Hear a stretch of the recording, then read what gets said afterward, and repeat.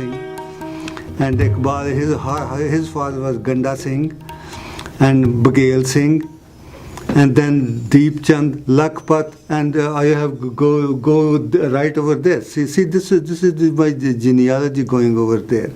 Working lady will come, and each time they come, they tell you who my grandfather is, my grandfather, my what is my every time they will come, they will talk about that. Sing it. They would ask you? They sing it. You sing it again. Iqbal Singh, Ganda Singh da Potra, Ganda Singh, Baghel Singh da Potra, Baghel Singh, Nar Singh, Deep Chand. That's how they will name the father and their father and their father and their father. And that is what they do every time. They put it in a song, and that way you would remember it. Yeah, that made me remember it. Yeah. Okay? Look in the camera and sing for Ella. Ella. She can hear it. Iqbal Singh, Ganda Singh da Potra, Ganda Singh, Baghel Singh da Potra, Baghel Singh, Deep Chand, Lakhpat. But that's your family lineage. Yeah. So my family history, you can start from the book, The Punjab Chief. It was written by Sir Lepel Griffin in 1890. And I have this family background all over the family tree, all over the place over here. My dad was not born at that time, but my forefather's name is there, Iqbal Singh, Mann. My forefathers were in the military. And when the English took the country of India, they have to get along with the military, and they gave us a lot of my forefathers were in the military, so that they acquired a lot of land. When the Second World War came, British were in debt. In fact, my family they took the loan from my family because they couldn't pay the loan. The Second World War was so expensive that they spent a lot of money. In fact, when we left in 47 in Pakistan, they broke up the safe and found I owe you the money from British government, and they thought it was real money, and that is it was. The British government was broken, and my family was very close to the British government. See, all the officers, they used to go and they used to hunt with my father, and on the shooting with the guns and greyhounds and all that. That is what they did, and that's why I used to take care of the dogs at that time when my father was alive. So that was a different story at that time. We were respected very much. The British respected us very much, and they were the ones who gave us.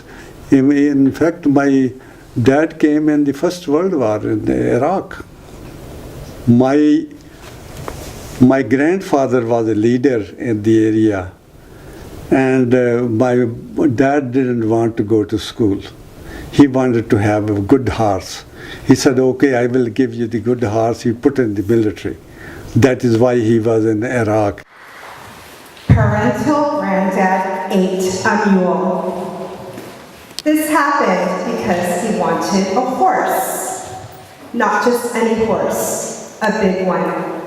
So great-granddad told him to join the military. Not only would they give him a stallion, but a majestic uniform provided by the British Indian Army. But see, at that time, the British government will come and they will ask my grandfather how many soldiers they want, how many horses they want, so he will supply them everything. In the 1890s, the British tried to conquer Afghanistan during the First Anglo War. They failed. Not having learned their lesson, they tried to forge their way to Iraq in the midst of World War I. Instead of sending their own men, the Anglos asked the Indians to go. My dad came to Iraq in the First World War, and all the Russians used to come from through Afghanistan, and they stopped the Russian in Himalaya mountain in Dara Khyber. Historical discourse doesn't evolve like literary plots. Dad's stories are never about the saga. They are never about the cliffhanger, but the greater consciousness. And the British should tell the history, because they noticed it when my dad was there in First World War. He used to tell us this story. I still remember it. He telling us that they stopped the Russian, and at that time the cavalry, they used to have mule to carry the baggage and stuff, and the horse when they used to go for fighting. And they end up eating their mule because they didn't have the ration coming from India. There was paternal granddad, stranded in the middle of the desert. I imagine Mule's ears perked as a shot rang from granddad's rifle, not realizing its fate skewered. My dad was something like, you know now, what's his name, our president? Oh, Trump. Trump. Yeah, he was you couldn't say anything bad to him, and he won't say it, but he won't take it anything from anybody. I like my father because he was the only one who loved me. Who else had interest in me? If he beat me up, one day he asked me to do something. I said, okay, Dad, I will do it. Second time he said, okay, I will do it. Third time I really had a big spanking. And I learned my lesson. When he said once, you just go and do it. Those kind of things, you can take it bad, or you can take it as a good thing. It is up to you. Just like the Bible says, spare the rod and spoil the child. And that is what the principle still works today too. No, that's why most of the child are spoiled nowadays, because the rod is spared. They are not being punished. They opened up their mouth, they can say whatever they want to say. My family had about 120 square mile area. We owned it. We had land in 3 areas, and we were on our land. We had land in 3 villages, and we built our house in one of the village. And my family, the whole family, they used to live in the other, they call Manawala, like Mann. Manawala was the place where we used to live. And he was coming from there on the horse. When the horse got, he got scared, and he hit the tree, and that's how accident it happened, 45. That's how he died. I had 3 sisters. All are older than me. And in fact, I have 4th sister. She was the oldest of all of us. She passed away before my dad did. She had malaria. It was very common to have every year malaria and typhoid. I had malaria and typhoid too. And she passed away. But I had 3 sisters. They were all older, and my brother is older than me too. First thing, you have to get up and go to school. And we have to take our own lunch with us and be responsible to take care of it. Even the 1st grade or 2nd grade, because our school was 3 miles away. And then you come from school, and then you in the evening you feed the dogs and do your homework. And if you have time, my dad used to send me to get the we used to have the tenants who used to graze vegetable and all kind of stuff. I had to go there and get those stuff for the family too. And in the evening, if it is a harvest time, I had to go and count the how many bundles each one harvest, and then my dad will decide them how much gets how much. So it was busy day.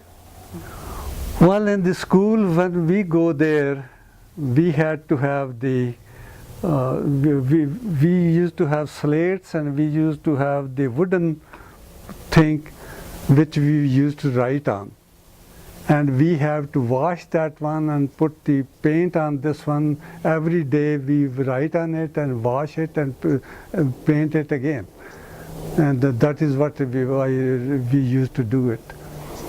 And the slates were for our mathematics. Writing in the first grade, we start learning the multiplication. 1 times 2 is 2, 2 times 2 is 4, 2 times 3 is these things, the simple thing, alphabet, and that was it. And then while we used to play, we used to go on the outside and make a drawing out of this and play in that one. We will make our own. We call it, I see, this is what the problem is. I forgot what, huh? Was it a hopscotch? Hopscotch is a little thing. That was a different thing. We used to step on and on 1 foot, and then 2 foot, stop in 2 foot and go play with that one. I don't know what they call it. That's hopscotch. Hopscotch, okay. And then the other one was to play was the football. Football, not American football. American football they don't play with foot. They play with the arm. Football is soccer. They call it soccer. Soccer is no English word. This is American. Soccer, that was football we used to play with our feet. Yeah, we had dog, 2-3 dogs. We had the pointer dog, Cocker Spaniel, which look at the bird and stays there and points it out, because my dad used to hunt with the gun, and then we had the greyhound who do chase the fox and the rabbits. That's what it was. And I had to feed them the milk of the cow,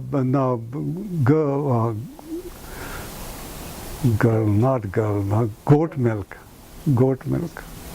Because goat milk is supposed to, because they graze and eat different kind of herbs. So their milk is the best milk. And if we fed the cow milk or buffalo milk, they will die, because they don't eat herbs. The goat milk was the best milk. Then we found it out from a couple of goats, we got 25 goats, so we have to hire a guy who used to graze them and take them in the morning and graze them in the jungle to eat the herbs. Oh yeah, in 1947, India, all the Muslims, they have to move from India. Most of the Muslims have in Punjab have to move from Punjab to Pakistan. There was no Pakistan before 47, and I had to move from Pakistan to India. I was born in Pakistan. At that time it was India, and that was the biggest thing. And I saw the people killing each other. The only thing you could figure it out, no, it's not a big deal over circumcision. Over circumcision, if you are not Muslim, they say, okay, show me you are not circumcised. If you are not circumcised, you are dead. And if the same thing happened to Muslim. They were circumcised, they will be dead if somebody wanted to kill the Muslim. This is what happened. It happened in 1947. And not only that, the people were moving by themselves. I saw the kid and the dead mother sucking her breast, and the people were riding on their minding their own business, and nobody dared to stop it, because everybody stopped it, they will kill them. That is what the biggest thing happened to my life when we have to migrate from Pakistan to India. And then here from, we have to leave in a few hours. Our house, we didn't leave, we left everything in the house. All the pictures, everything, money, everything, no clothes, nothing. We just get out of the house. Because at that time, what happened, my family had a lot of guns. Just like I told you, my dad had gun, every family had the gun. So not common person can come and attack us. So they told me that Pakistani military told us that if we are inside, they are putting the curfew because of they are dangerous, somebody will come and attack us. But what they will do, they will burn our houses and burn the people inside. If they come out, they will shoot them because they're curfew on. And if they inside, they burn their houses and burn the people inside. So that's why we had to leave our village in a few hours. We have to pick up our guns and leave it. We went to our other village. That's what were very. I was close to 13-year-old at that time when it happened. So that is I remember the most. It was very hard because here we even didn't have something to eat. And somebody cooked the stuff and brought it over here, and I was giving, and I was the only one in my family, 13-year-old. When I went to get the food, nobody will, other big people were pushing me aside. And I start crying and my whole family start crying. Here we didn't even have anything to eat. And here my dad owned 750 acres, and next day we have nothing left. That was the biggest thing it is for me to eat, see it. That is a hope nobody has to go through it in his life. My dad was already passed away. My mother was alive, and she had, so we came into Amritsar Gurdwara, and temple took care of us. They will feed us, and we lived in the temple. We stayed there for about a month and a half till my brother could come. Older brother, they won't let the male guy come. They let the kids come and the girls come. So my sister could come, my mother could come, I could come. I was a kid, but my older brother couldn't come. So we stayed in our temple, and our temple fed us. And they will feed us and do everything. And that is why I respect my temple, because my temple was the only temple in India which allow anybody to come and eat, anybody to come and worship. They were not Christian, they were not Hindu, they were not Muslim.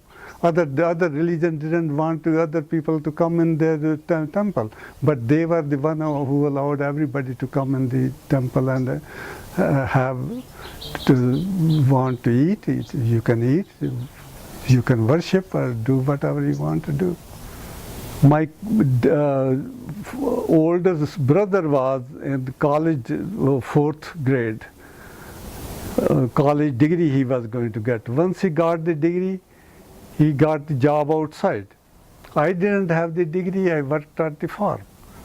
And I worked at the farm and I learned. And my dad had already taught me, because for high school my brother had to go away from our house. He went about 100 miles away from his school, high school he went to. There was no high school close by. So that's what happened. That's why I was more efficient, because he taught me in the beginning how to take care of the land, how to take care of the tenants, and that all those things. If I'm angry, I am angry with the God. He was the one who deprived me of my father. If he was alive, I would not have gone through what I went through. But I was very thankful that he gave me enough experience. Somehow he knew it, he was not going to be with me, so he gave me the experience. I had a lot of experience of land, I have experience with dealing with people and all that. So that was big experience. They allotted us 60 acres in my name and 60 acres my brother's name, because my dad had passed away. So we got 120 acres, and it was all jungle. There was nothing in it. That is why when I finished my pre-med, I wanted to work on my land. I bought my mom's jewelry and bought the tractor and leveled it and put the water well there. And when I made 120 acres all productive, they said, no, you cannot hold this much land. I said, hell with you. I'm leaving this country, no. So I have to leave not only once, I have to leave again, India too, because they won't let me hold the land. When I came over here, it was a different story. It was even worse than India. First of all, you will have to prove that you can pay this tuition and living over here in the common student visa. You have to prove in India that you have enough money there. So I had 20 acres, I could prove, I had 60 acres, I could prove that I have enough money. So they allowed me to come over here. Otherwise, the American government won't let me come on student visa unless they knew that I had to give the proof that I can pay for my tuition and living over here. And was there a mass exodus during that time? No, very few students. Because only people who were in my situation, not very many were there in that situation. So very few people came. And were you awarded land because of the land that you lost in Pakistan? It was part of... Yeah, we lost the land in Pakistan, and the government of India allotted us the land which was left by the Muslims. And then they wanted to distribute the income, because it was, they asked the people who have more land to give the land to poor people. But they didn't do it to the wealthy people who had the money. They didn't. It was not the requirement for them, because they were mostly Hindus. And I was Sikh. And we had more landowners than the money owners. So that was the reason that they wanted to get rid of us, because they didn't like it. That was the reason.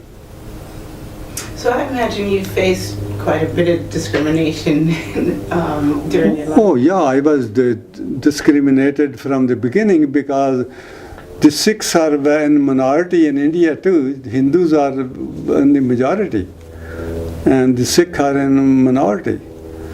That was the reason. See, when the British were there, when the British attacked, they never wanted to go to the Sikh temple and kill the people over there. But the Hindus, they didn't objected it. They wanted to go there. When the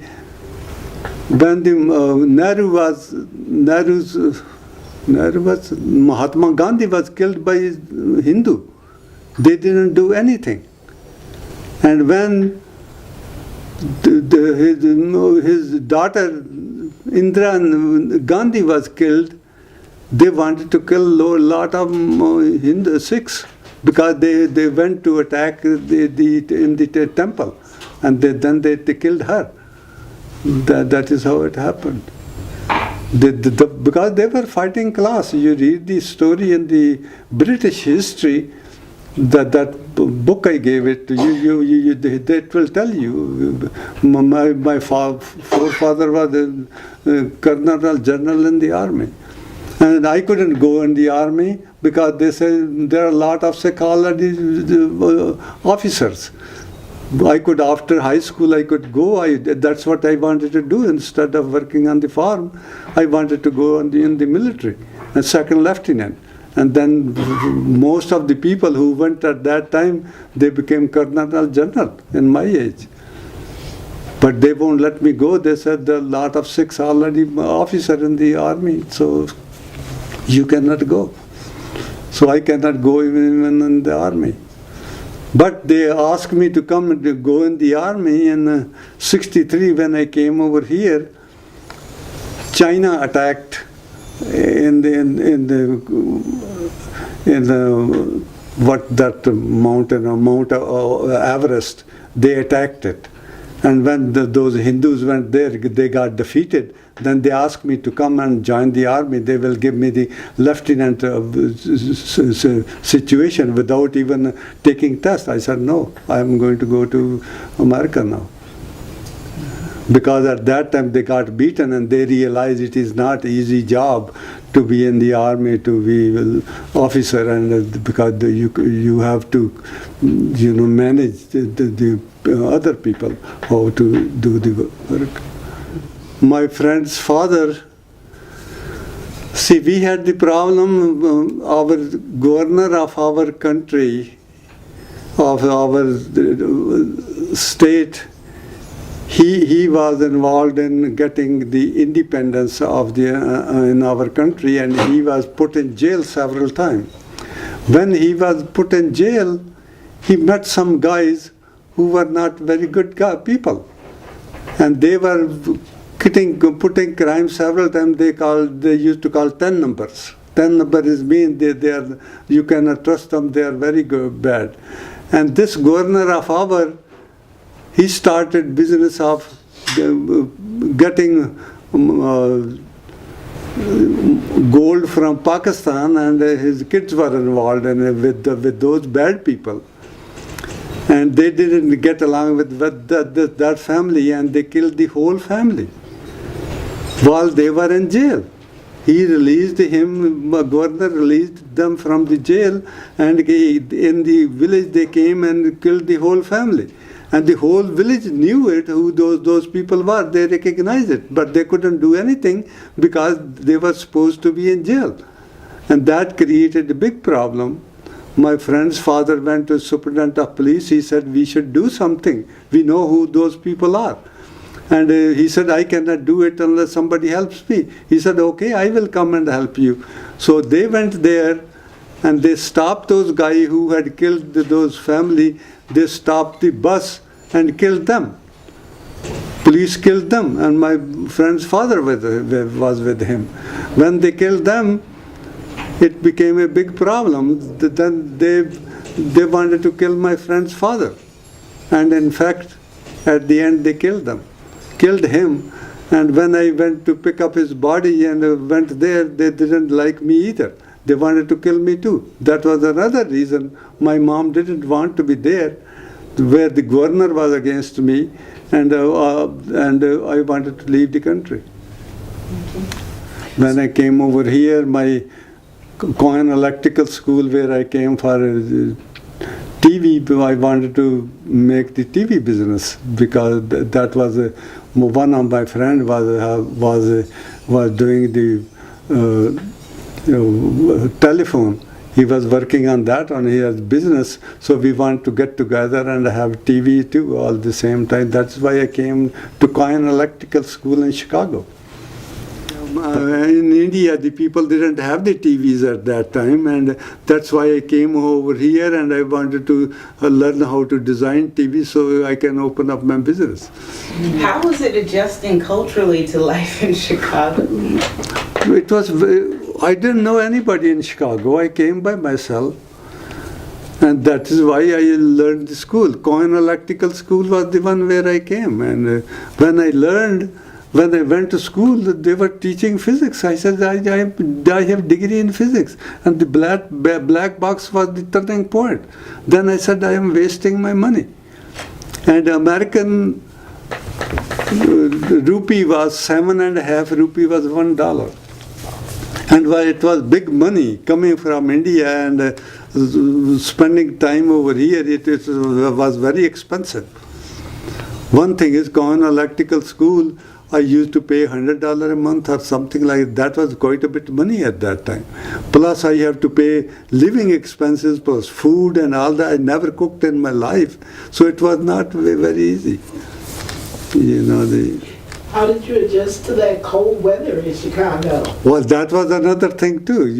That was, I remember my even doctor, when he told me that he was in America, he said it is very cold. So I was prepared for that. Bring very warm clothes to come there. And windy and warm. And at that time, it is strange.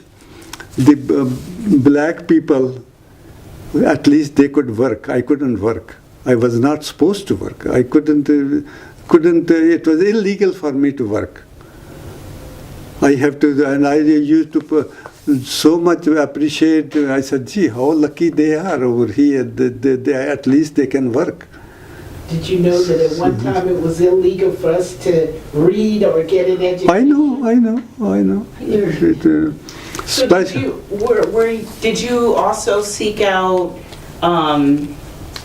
a temple in Chicago? Were you? No temple, I didn't care about it. There was no temple. The only whole thing was Yuba City in the whole country over here. Our Sikh temple was in Yuba City, in California. There was no other temple in America at all. They didn't allow any other foreigner coming over there. We were discriminated. Indians were not allowed to hold land. They couldn't buy land. They have to marry American to hold that land. Not only the Indian, the Jews were like that. The family I stayed with, I used to call him uncle because his last name was the same as my mother's name, Sahi. And he came in just after 30 or 40s.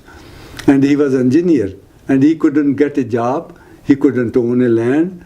And finally he married a Jewish lady whose father was a magistrate. And she was the one, she was discriminated too. So they got married, the Jewish and them. That is how they opened up their farm. They bought the farm and they had the dairy farm. That's what they didn't have any kids or anything. That's why she was very nice, and she helped me and I helped them. And then something came out. I have to leave that family, and that was another thing too. They won't pay me. I have to go Saturday and Sunday from Fresno to work the cow. And when I come on Monday, it was used to be very foggy. And one day I almost got killed coming from Livingston to... So I told them I'm not going to work on Saturday and Sunday, and pay me when I work and don't pay me when I don't work. They said, no, we cannot afford to pay you. So that was the thing, Even at Fresno, I used to go Friday night, I will go there and milk the cow Saturday, Sunday, and Monday also get up early in the morning and milk the cow and then go to school. And while I was coming in the morning, I almost died. 4 o'clock we have to get up early in the morning, and then 4 o'clock in the evening we have to start working, and it will take 2-3 hours to work. We used to milk 100 cows. It was not easy making living. Nowadays, the people, they don't realize. We used to milk 100 cows a day and they couldn't afford very much. And we used to have 1,000 gallon tank which was refrigerated, and twice a week the people will come and empty that 1,000-gallon tank. But they didn't have very much money. They didn't get paid very much. They couldn't afford it. There was one other their relative. He was a veterinarian, another was a doctor, and I was an engineer. We were 3 kids working at the farm, and they were not paying us anything.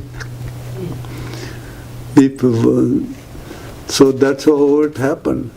Then what happened, what made me really mad, that year before when I was going to Modesto, we had one guy coming from India, and he was at Berkeley. He was student too, and they asked me to get him over there. They paid him for the summer, and I said, pay me like you paid him.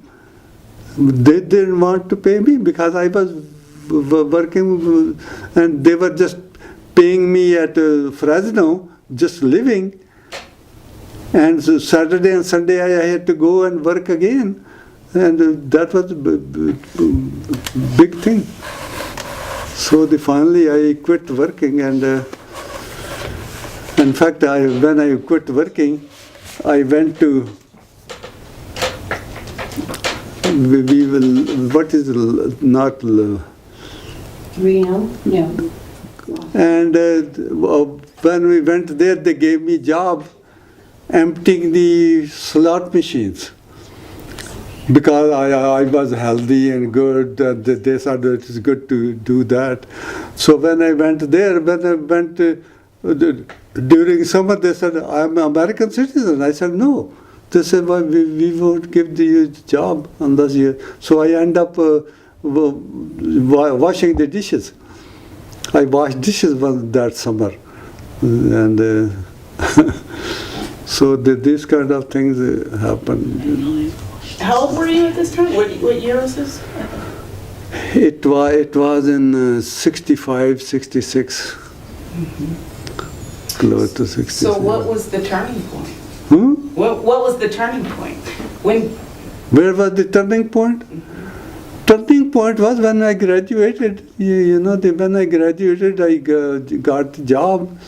I could work 3 years over here after my student, after getting my degree, and then 3-year experience. Then I go back to India, and the first job I got was over here at a hydro company. And when I got that job, when I started doing the work, they say, then I told them I'm going to leave. They said, no, we need you. They applied for me to have a citizenship. See, they said, no, we need engineer, we need you. So they were the one who sponsored me. Then I met my wife and got married. That is how it happened. We met in Fresno State. Hmm? We met at Fresno State. Yeah, we met at Fresno State. And Was it Carson City for you? when I met over here, I came over here, I didn't know anybody. Her sister was over here. I used to sleep in our bed, living room, and pay her for sleeping in her living room. $100 to see her. How did you meet your sister? Oh, I was living with her. She was living with her too, because she was the one married, and she had the house, and To sleep on the sofa. He didn't pay $100 to sleep on the Yeah. sofa. You paid $100 to slip down that hallway to the car. well, at that time, $100 was quite a bit money, the $100. But you did it because you wanted to be close to Yeah. Sylvia. In fact, what I did, For a place. when I lived in Fresno, I used to live with the couple whom I used to pay during we didn't pay anything for the living, but we pay for the food. They didn't have any kids, so they asked us to live with us. So I used to live with us, and I had money saved, $1,000 or something. Her husband took my money, and I couldn't pay. His wife used to feed us, so I had a hard time for him to tell her that he has my money and I cannot pay her, he would pay her. So I went through lot of these things. And not only that, when I graduated, then I came over here. And when I graduated, they sent my credit card at that address. And he started using my credit card. When I applied over here, they got to me. I said, I didn't have any credit card. Then I found it out that her husband had the credit card. So I talked to her and she was very nice. Yeah, she told me. The one in Yuba City? No, Bob and Mary. Yeah. And Bob was such a nice guy too. You thought he was a nice You liked guy. Bob. Yeah. You liked Bob. Huh? You liked Bob. I like what? You liked Mary's husband, Bob. Oh yeah, I liked him because he was nice. When I went back to India, when we went there, he asked me to bring the swords for him. No, he brought the swords over here the other day. I brought the swords for him, and when I want to get in the aeroplane, they won't let me carry it. So the driver had to carry the sword for me to bring it over here. I still have it. When he passed away, his wife gave it to me. She came there a few months ago. They brought me they said they cannot use a sword. But you felt close to Bob too. That's why you felt. Oh yeah, but You felt like he was a brother. well, he was giving me the job. So he gave me the job. He used to buy the tractor or something and clean it up, and he gave me the job to cleaning it. Then when I cleaned his stuff, those people they liked my job. They gave me the job. So it was a good thing, because I had a lot of experience, doing the work and doing this stuff. So what did you do in Chicago? Just went to school? Yeah. But not Cohen Electrical School. It was they teach you how to design. They make. Huh? How many months were you there? Well, I came in January, February. I think June, July. I left. I left a few months, not very much. I didn't have very much money because nobody could support me from India, and I came with, I think, $1,500 or something like this when I had it. So I had to work after that one when I went through it. And But your mother was still in India, right? oh yeah, my brother. She couldn't send you money? Oh no, she couldn't work, and I have to give. That's another story too. I have to leave my land to my brother-in-law. And that's another story too, the frustration and that I gave him power of attorney. He turned my land to his son's name and all that name, and I went through all that thing. And then '96 I went there and sold the land and sold it very cheap. I sold it perhaps I think $700,000-800,000, and my brother, so when he sold it, $6 million he sold it, that acreage. Then, yeah, but that is the life. Spirituality, we used to go to the Gurdwara, we call it Gurdwara instead of church, once a month. And then we sit there and remember the good days and be nice to each other and help other poor people. That's what it was. Sikh religion, S-I-K-H. And that was the religion which started, which was the Hindu Guru Nanak. He was the one who felt it, that the people who used to work very hard, that they were low-class people, they used to call us. They won't, all the churches, Hindu church or Muslim church won't let in their churches. they had to stay outside. So he said it's not right. All the human beings are the same. So we allowed everybody to come and worship. You practice it rather than you respect your older sister and love your younger kids and forgive them if they make mistake and teach them what to do right and what to do wrong. And this is the 5 thing for 6. We are supposed to carry this sword all the time. It is five thing. This is kirpan. We call it kirpan with K. And this is K. This is case. That is a hair.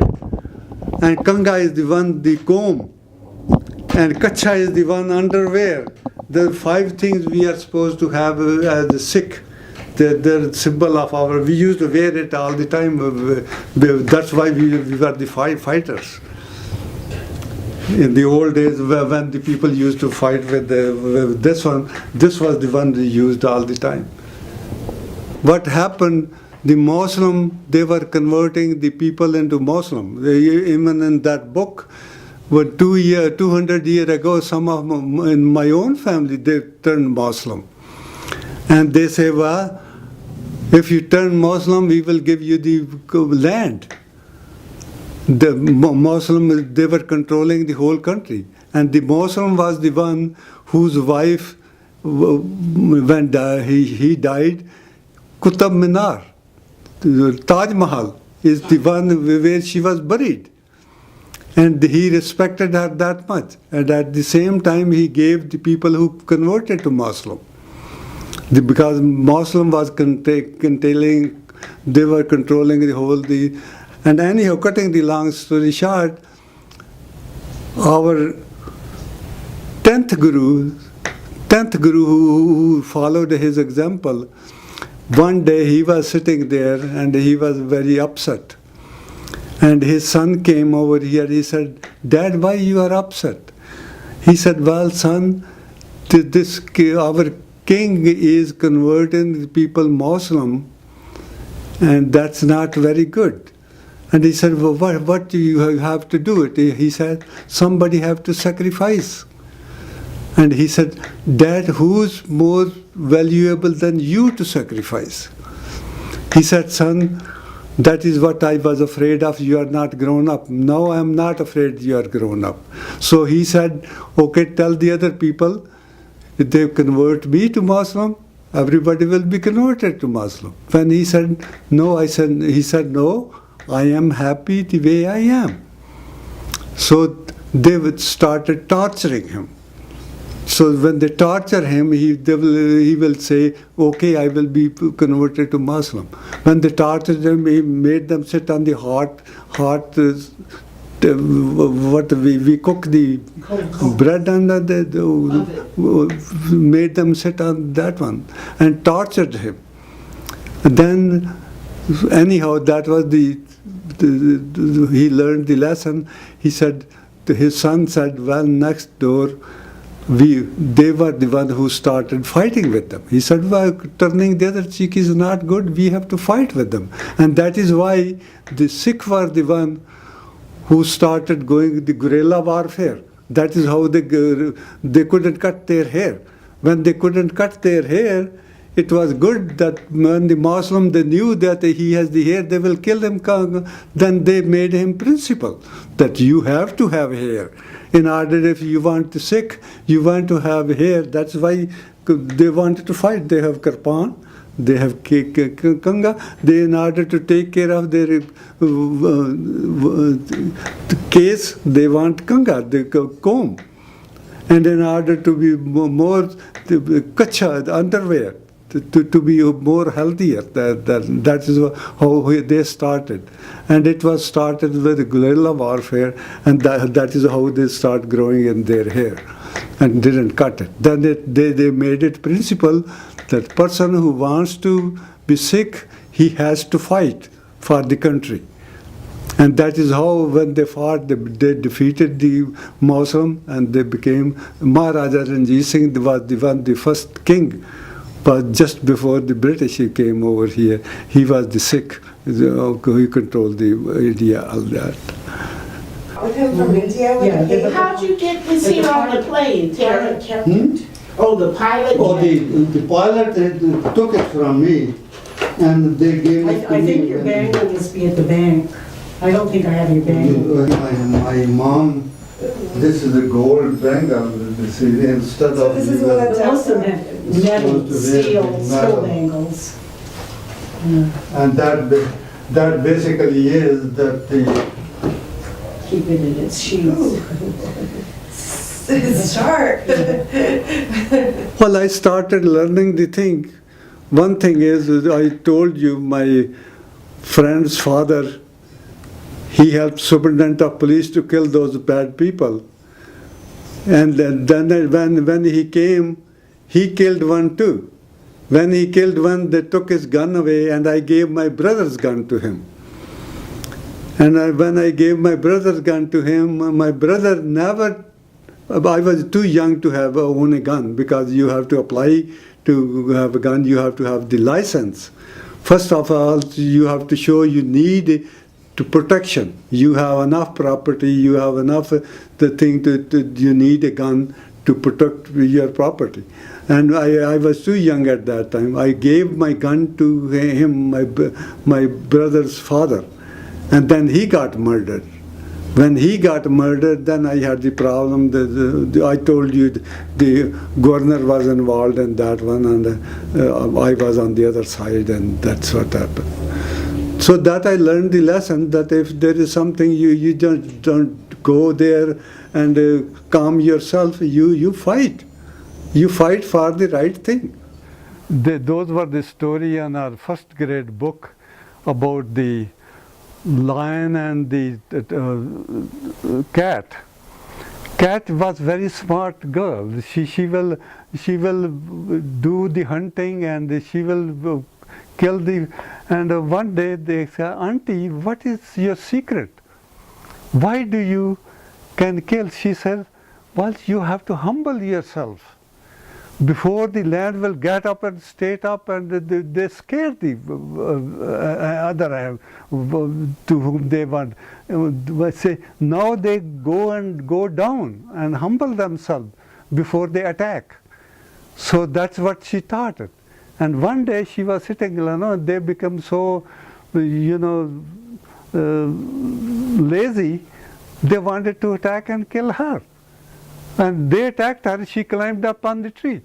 And she, "Auntie, you didn't tell us that how to climb up the tree." She said, "I will be dead if I have told you everything. So you never tell in your life everything to everybody. Because you never know who's going to attack you on that principle." That I learned, and that is what that guy is, that was my boss, who was standing close to me. When I invented, he said, "Can I write my pattern name on this one?" I said, "Go ahead." That guy. He was German guy, he was younger than I am, and he said, "Can I write my name on the pattern?" I said, "Go ahead." He wrote the pattern, and when our company got sold, our both name was on the pattern. And then I was making as much money as he was, because I had more experience. And then when the company looked at it, they said, well, they laid me off. Moreover, not only laid me off, they asked us to come to Monaco, him and me. Monaco, and show them how to design the pattern. I have the pattern on the wall over there, you can see it. When I show them how to design it, they changed my design. Because most of the engineers were British and French. And they got insulted that I had to tell them how to design. So they changed my design. And when the final came, when they have to decide what to make, final guy was Egyptian. Egyptian were the one who were controlling the business of the shipping, the ship building, and our design goes on the ship. So he was the president of that company was Egyptian. He came and he said, anybody has objection? I looked at my boss and he didn't even lift up his eyes. So I got up and I told them, I said, the way I design it, I stand behind it. And since they changed my design, I want somebody to stand behind it. Nobody will get up. Then he said, okay, let's go and change the way it was. So that design in 1994 won the first prize of American Society of Mechanical Engineers. And by the time I came, they laid me off because those guys, they complained about me that I am not very good. So since I want to change the design. And they laid me off, and the next year they get the prize, first prize of what I designed. And then what happened, Brazilian company had the same problem what my design had. So they're asking, my company called me up. And during this time, our competitor from Houston came out, and they didn't want to give me the job permanent, they wanted to give me a temporary job. But I said, my wife is a teacher, she had to leave the job, so if you give me temporary job, I can go. They said no. Then they came, the second year they came again. When the second year came again, I asked them, by that time my company laid me off. I said, you didn't hire me this year, they came to interview over here. I said, why you want me this year? They said, well, your company threatened us because you are their intellectual property. Because I had patent with them, I was their intellectual property, so they will sue them if they hire me. They laid me off, but they will sue me if they hire me back. Anyhow, I said, thank you very much, but I will let do. And then my company asked me again. They asked, first of all, they said my boss could design it. He couldn't design it because that cat story. I didn't tell them the whole thing. So they asked me. I said, no, I am going to go to Houston and work for them. So they offered me 15% raise and 2,000 bonus each year. Then I accepted the job. When I accepted the job, now that money I put in my retirement account, today it is close to $1 million. The less what? I don't know why I'm keeping it. Because these are mementos. I'm not going to read your personal. Let me see what yeah, good there stuff I is. wrote to him. See the world as yourself. Have faith in the way things are. Love the world as yourself. Then you can care for all things. Enjoy Father's Day. Time to enjoy life. Congratulations on your retirement. This is from Ella and Dina and Myron. Let's see what it This is This is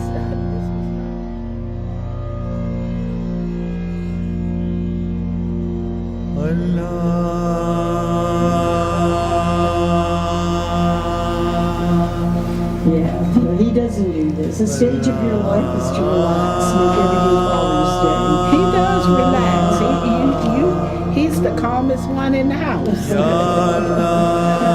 know, they're all, They got $6 million from my brother's property when he sold. you know, he didn't. From England and from India, $6 million. And he didn't like them because they won't go to school too, like my father. Like my father, they didn't want to go to school. Your brother's children. My brother and I had bachelor degree and he has master degree. We were the first one in our family to get the education because we had too much land. Nobody wanted to go to school. Right. Yeah, just leave it out until you finish Tell the getting... people about billion. And tell the He's not billionaire. 12 zeros opposing. Yeah, opposed to Trump 9 is no, zeros. we're gonna make a sign, Trump is no billionaire. Trump is no billionaire. They were, but when if you have time, I wanted to show you my white friends. Your what? My white friend B and Roger. You got some white friends? Oh yeah, they were the one who won't even talk to me. Oh, okay. And when they Those kind start of- talking to Karyl-Lyn might me, have seen B around here at one time. B. well, see how she lives.